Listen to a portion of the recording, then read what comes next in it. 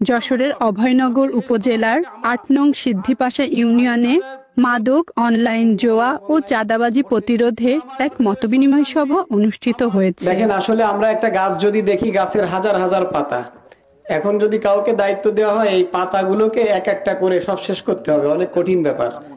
কিন্তু কেউ যদি গবেষণা করে চিন্তা ভাবনা করে ভাবে যে এই সব পাতাও মারা লাগবে, কি পদ্ধতি অবলম্বন করে, চালিকা শক্তি কোথায়, তো দেখা যাবে চালিকা শক্তি হলো মাটি, পানি, ওই গাছের গোড়া। ওই গোড়াটা যদি কেটে দেওয়া যায় অটোমেটিক পাতা সব মারা যাবে, এক একটা করে পাতার সাথে যুদ্ধ ঘোষণা করা লাগবে না। তো আমাদের সমাজের মধ্যে অসংখ্য খারাপ কাজ পরিচালিত আছে, এগুলোর মূল চালিকা শক্তি হচ্ছে আমাদের সন্তানেরা বা আমরা আল্লাহর কোরআন এবং নবীর শিক্ষা তথা ওহী থেকে দূরে থাকাই হলো এর মূল কারণ।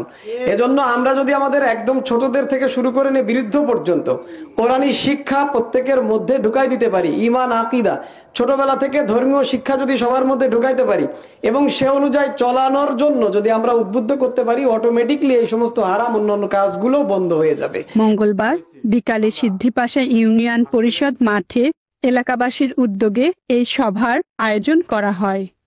সভায় সভাপতিত্ব করেন শরীফ বেলাল হোসেন।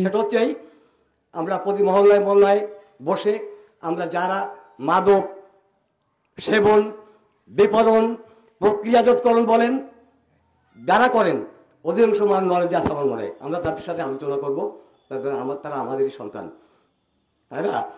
তারা আমাদেরই সন্তান। আজকে এখানে বক্তব্য রাখতে হচ্ছে যে বাড়িতে দাঁড়িয়ে অসংখ্য আন্দোলনের সূত্রপাতে নাউরির সূতিকাগার, যে বাড়িতে আমাদের অসংখ্য বলে গেছেন নাউরির ঐতিহ্য রক্ষা করার জন্যে, আর সেই মাটিতে দাঁড়িয়ে আজকে নাউরির জন্যেই মাদকের বিরুদ্ধে, সন্ত্রাসের বিরুদ্ধে, ধান্দাবাদের বিরুদ্ধে বক্তব্য রাখতে হচ্ছে। হ্যাঁ, তাহলে আপনার শান্তি পাচ্ছে মুরব্বীদের। এ সময় বক্তব্য রাখেন নাউলি সরকারি প্রাথমিক বিদ্যালয়ের প্রধান শিক্ষক এস.এম.